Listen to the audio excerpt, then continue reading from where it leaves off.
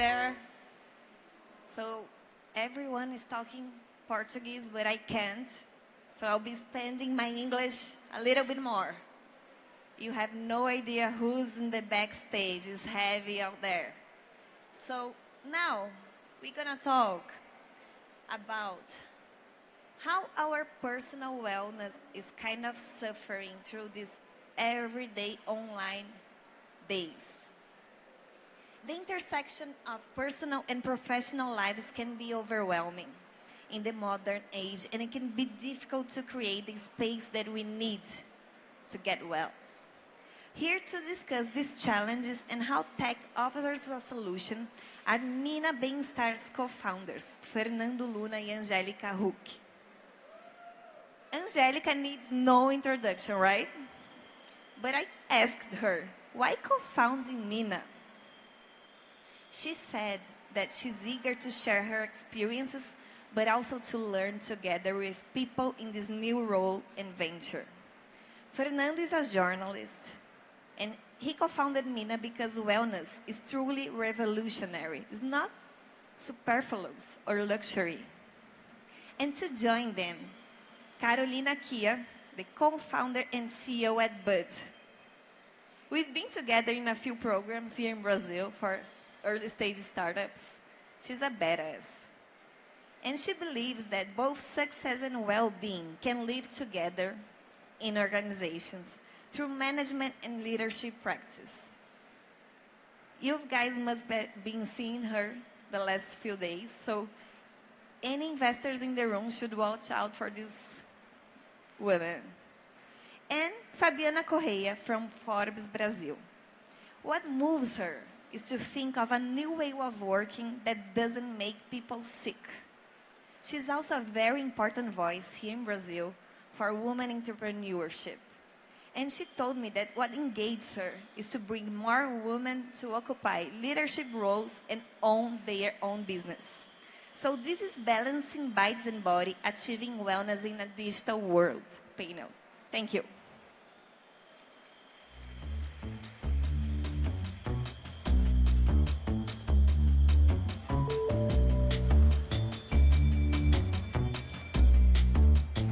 Boa tarde. Boa tarde. Olá, boa tarde. Boa tarde. Boa tarde. Nossa, quanta gente. Gente, bem-vindos ao nosso painel. Estou muito honrada, muito feliz de estar aqui falando de saúde mental, um assunto tão importante, com pessoas tão importantes quanto, vou começar ali pelo cantinho, meu ex-colega de redação de 25 anos atrás. Fácil. E não é etarismo isso. Fernando Luna. Ah, é. Quem tem amigo não morre pagão, né? Valeu. A Carolina, que a gente está se conhecendo online, né? Eu estou muito feliz de estar com você aqui também, te conhecendo. Prazer. Bem-vinda. E Angélica, né, gente? Angélica, esse brilho aqui do meu lado. E que está falando de coisas muito importantes hoje. Muito legal, Angélica. Muito feliz de estar aqui. Poder trocar essa ideia num evento tão importante também, tão incrível, né? E falar de um assunto necessário, né? Vamos falar, então? Gente, eu quero começar por um assunto, e talvez a Carolina vá trazer isso, mas fiquem à vontade, tá? Que é falando da nossa sociedade hoje, muito bem definida, né, por um filósofo, como a sociedade do cansaço, né? A gente está... Como que é exaustos de estar exaustos. Exaustos de estar exaustos, é isso. E a gente está numa competição, né, por quem se cansa mais e quem... E, no entanto, a gente precisa falar de saúde. Saúde mental, de saúde física, e a Carolina é uma das pessoas, por meio da Bud, que está trazendo esse assunto para as empresas, né? Então, a gente está lidando com uma dicotomia. Tem muita gente falando hoje de saúde mental e física e emocional nas empresas, e, ao mesmo tempo, temos uma epidemia de exaustão e burnout. Como é que está se lidando com isso? Boa. Sou super fã do Byung, adoro esse livro, e ele fala muito, né, que agora a gente aprendeu a ser o explorador e se explorar por conta dessa exaustão e de querer trabalhar muito e dar o melhor de si e sem descanso. E a da perspectiva das organizações, eu acho que é muito disso, né? como você falou, ano passado a gente teve nível de estresse batendo recordes, ainda mais do que os picos da pandemia.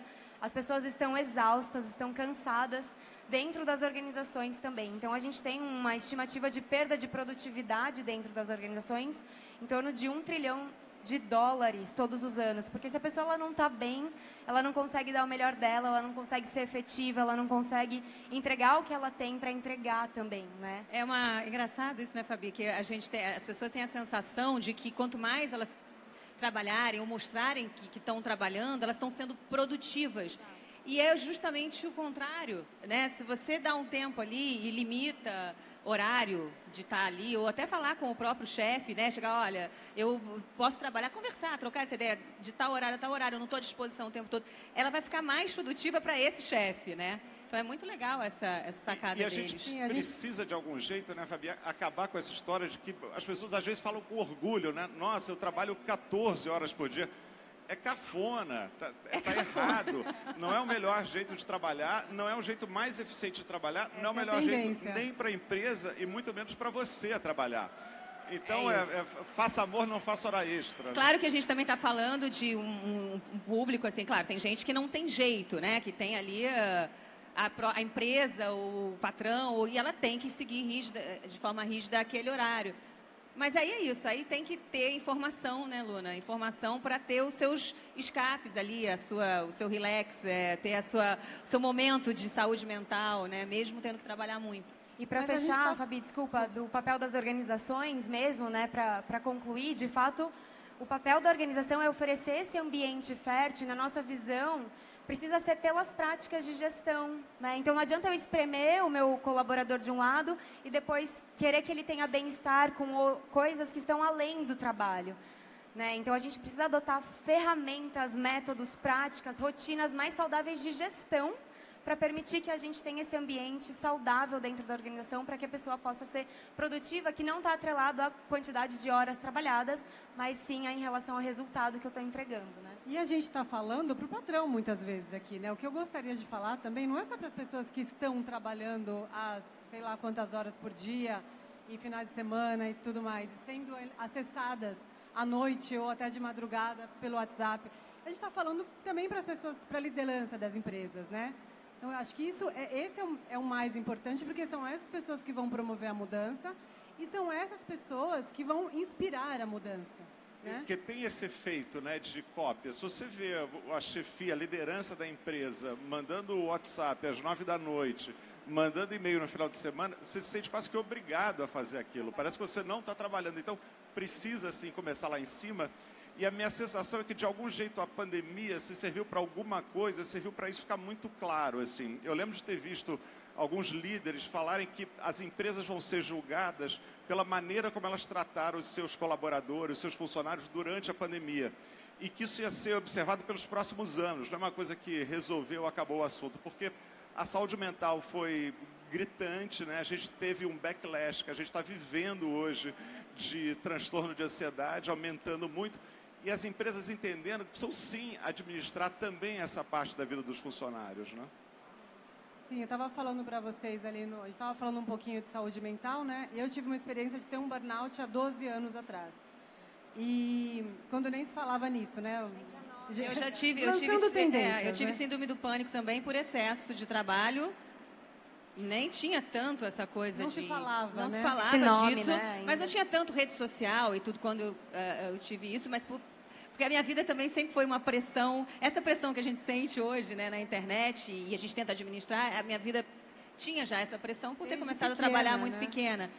E eu acho que, bom, e foi a partir daí que eu comecei a buscar, inclusive, essas ferramentas que a gente fala tanto lá na Mina, para melhorar, para conseguir lidar com essa pressão, conseguir lidar com a cobrança, com o que você precisa fazer porque o outro quer, e enfim. Então, é complicado, né, você lidar com tanta cobrança, com tanta pressão, e hoje tendo que competir muito entre... As pessoas competem, né, em rede social e tudo. Isso também é uma pressão muito grande, de ego, de um monte de coisa. Enfim, eu acho que é um assunto que a gente tem que falar, é importante falar. O Luna falou uma coisa muito certa aqui, Não adianta a gente ficar se cobrando, né? E achando que é uma competição ali de quem trabalha mais, quem vai... Porque isso não vai levar a lugar nenhum, não leva a nada. O que leva é você procurar se cuidar, cuidar da sua cabeça para ser mais produtivo, para estar ali. O seu chefe vai achar mais legal o que você vai estar fazendo, com certeza, né?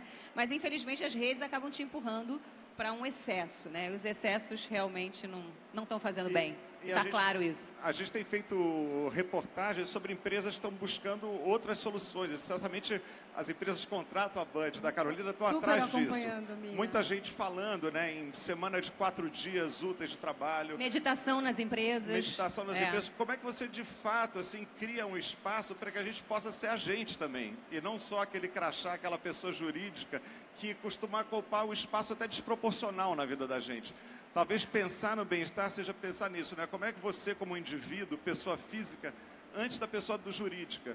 E não quer dizer que você goste menos do trabalho, que seja menos importante na sua vida, mas é só colocar ele com a grandeza e com o tamanho que ele tem, e não muito maior do que ele deveria ser. Que você não é o teu trabalho, né? Você é o amigo, uma série de outras coisas, mas hoje as pessoas se definem muito pelo trabalho. E a gente está em São Paulo, onde a primeira coisa que te perguntam é o que você faz. Total. Né? E não em que empresa você está. Ao contrário do Rio, que é onde você mora. Eu acho que é importante também as pessoas saberem que aquilo que vocês estão vendo na rede social não é a vida da pessoa, né? Na verdade, não é a vida. Definitivamente existe não muita é. vida fora a rede social, existe vida ali. Então, assim, também não ficar vivendo aquilo e aquilo ser tudo. E não é, porque não é tudo. Na verdade, as pessoas estão acostumadas agora a se encontrar em rede social. Tem que ter o abraço ainda, tem que ter o encontro aqui, essa troca. Nada substitui, né, o sorriso ao vivo, o abraço. E fica um papinho, mas... E não é, isso é muito real, né? Essa troca é importante. A gente viveu isso na pandemia e como é bom poder voltar e estar todo mundo de novo aqui. Né? Essa troca de energia não tem através da tecnologia da internet. E é muito importante. Então, a gente também se acostuma, para otimizar, a fazer encontros com os amigos e tudo, via redes sociais. E não é igual, é isso, a vida é muito mais que isso, né? A troca é muito mais bacana quando é ao vivo pessoalmente. Angélica, você falou de redes sociais e você é uma pessoa pública, famosa, que também precisa estar. Obviamente que eu imagino que você tem uma equipe para isso, mas você Sim. tem que estar ali. Sim. Né? Você tem que responder Sim. para as pessoas e isso, no teu caso, deve ser numa quantidade e num tempo que eu nem imagino. Sim. Mas que todo mundo está passando. Como que é equilibrar essa vida online, no teu caso, e como que você faz, e o que você pode contar para ajudar outras pessoas? Eu faço, acho que o que muita gente faz, que é tentar equilibrar, né? A gente está hoje vivendo uma revolução, a gente está no meio dessa revolução, a gente também não sabe o que vai dar lá na frente, em termos, né, mentais, a gente já está sentindo, é um burnout aqui, uma coisa ali, mas a gente está vivendo essa revolução, né? E a gente está aprendendo com ela.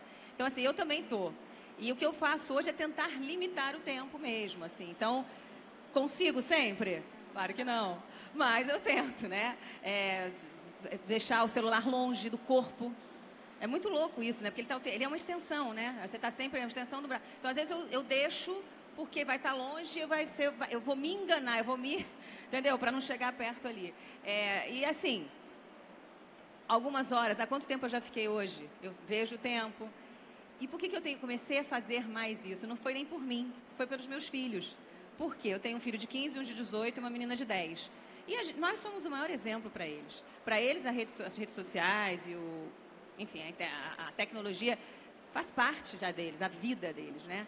Então, não dá pra gente falar, desliga esse videogame, não fica tanto no computador. Se você está o tempo todo ali dando a bronca com o celular na mão. Então, assim, não vai funcionar. Então, eu comecei a ter mais esse cuidado, até por conta deles, assim, para ser um exemplo, de alguma forma, tentar limitar também o tempo que eles ficam, sabe? Porque, ontem eu falei numa entrevista isso, eu sou da época que minha mãe falava, entra para dentro de casa, tá brincando muito tempo na rua, né? 8 horas da noite, vambora, você tá aí brincando ainda. E agora é o contrário, a gente fala para os nossos filhos, vai para a rua brincar, sai do celular, vai para fora de casa. Então, assim, tá esquisito, né? Assim, não sei se isso é tão saudável, provavelmente não. A gente não. da mãe agora para falar, né? Tira o celular. Às vezes a gente precisa, né? Não leva o celular pro quarto. A gente precisava de né? uma mãe falando pra gente, Eu exatamente. gostei que você comentou sobre a sua maneira de lidar com isso da Eva, de você também aprender um pouco mais para conseguir Para conseguir controlar isso também. Exato. Porque também não adianta, eu sou de uma geração, rejeitar a tecnologia, o celular e tal, porque senão eu não vou saber lidar com isso com os meus filhos. Então eu tive que aprender. Eu procuro aprender, claro, não consigo, mas tento, né? Porque para eles é uma coisa orgânica, flui, né? Mas eu tento estar ali antenada para ter algum controle, para ter algum diálogo também, né? Para poder saber o que eles estão sentindo, que prazer é esse, né? De estar ali no videogame horas e tal, para poder dialogar, trocar. Né? E esse é um paradoxo interessante que a gente vivencia tanto na pessoa física, nas nossas vidas, assim, mas também na mina. Como é que uma empresa que é uma empresa nativa digital, que fala sobre você manter a sanidade em muitos lugares, que passa necessariamente por um uso muito razoável das redes sociais, da internet, como é que a gente consegue falar disso criticamente? É claro que a gente quer que a nossa usuária, as pessoas que são da nossa comunidade, se engajem o máximo possível, mas o que a gente tenta fazer é falar disso criticamente, é ter transparência e clareza para todo mundo encontrar o seu limite, que vai ser diferente o tempo que cada um de nós tem saudável disponível para colocar dentro de redes sociais ou de internet. Não é bom nem ruim, né? É que uso que você faz daquilo. Tem alguns cada um usos. tem o seu limite, cada um tem a sua vida, é claro que sim. Acho que na mina a gente tem muito isso. A gente fala isso, né? Isso que eu falei aqui, deixar o telefone longe, limitar. A gente já falou lá na mina, né? Nas nossas. Então não é isso, é usar para o bem, né? Usar as redes sociais cada vez mais. Eu acho isso. A gente é uma arma maravilhosa, potente, incrível. Usar para coisas boas, para dicas, para trocar informação, procurar trazer informação, né, ali, mas claro, como você falou, de forma crítica, onde a gente fala, não é para ficar também o tempo todo ali na rede social, isso não vai fazer bem para sua cabeça. Mas e a tal. gente está claramente passando dos limites, né? Muito, evidentemente. A gente está vendo, não é um fenômeno só nosso. Você falou dessa competição de falar quem trabalhou mais, mas também a gente tem uma competição de quem está mais bem informado. Quem faz o post mais bonito, quem tem a viagem mais incrível, quem tem o sorriso mais lindo. Onde que isso está levando, Luna? Bom, está levando para recordes de depressão e ansiedade, em que o Brasil é protagonista disso no mundo. Está levando a talvez uma epidemia de infelicidade com o trabalho. Porque nunca ninguém vai ter a melhor viagem, ou não existe. Porque não é ela não verdade, existe, né? Não é verdade. verdade.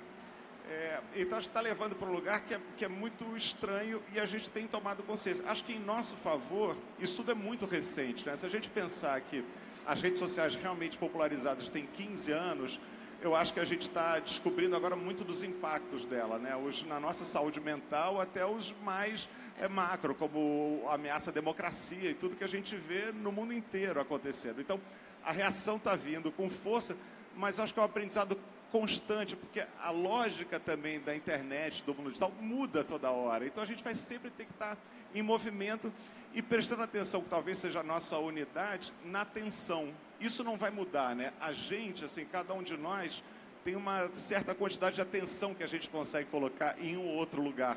A gente vai ter que cada vez mais aprender como exercitar melhor esse poder de colocar atenção onde faz diferença. Estamos aprendendo, e tirar de onde né? dispersa. Estamos aprendendo. Está todo mundo aqui aprendendo a usar, a mexer.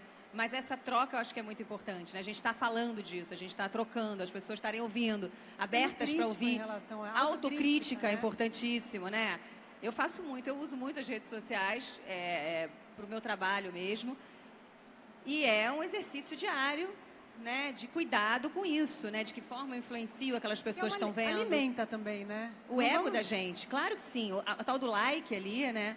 É isso, vai mexendo num hormônio ali que você acha que está tudo resolvido com um like que você ganha. E não está, né? É uma enganação. E é importante falar isso para essa nova geração, mas para todas as gerações, né? Porque isso está pegando todo mundo, na verdade. E pegando esse gancho da atenção que o Luna falou, né?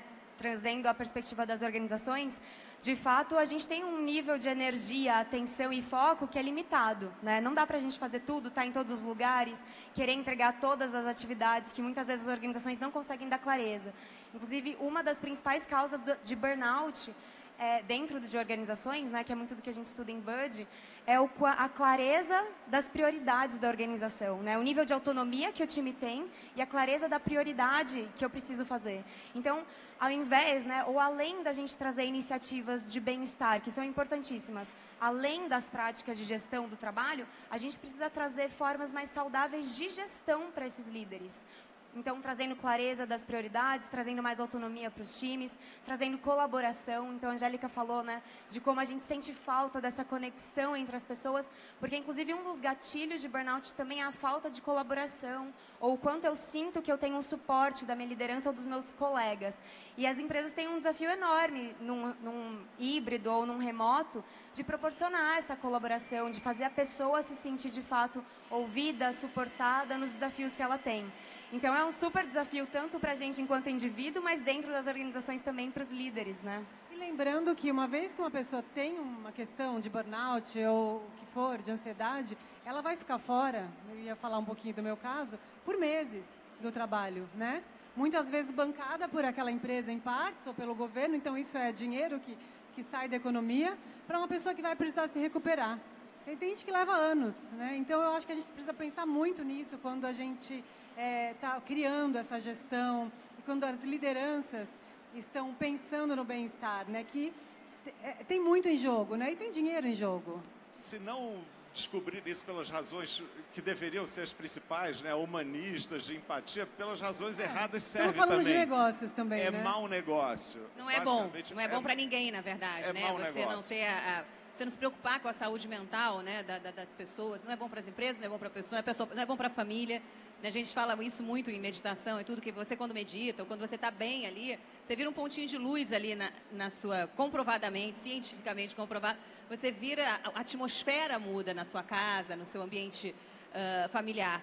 E é claro que da empresa vai ser a mesma coisa, né? Se aquela pessoa está bem, se ela está iluminada, se ela está bem, ela vai transmitir isso, e aí a gente falou da produtividade, de tudo que vai acontecer de forma positiva. Então, é um assunto novo até, falar de saúde mental em empresa e na vida, mas é tão fundamental.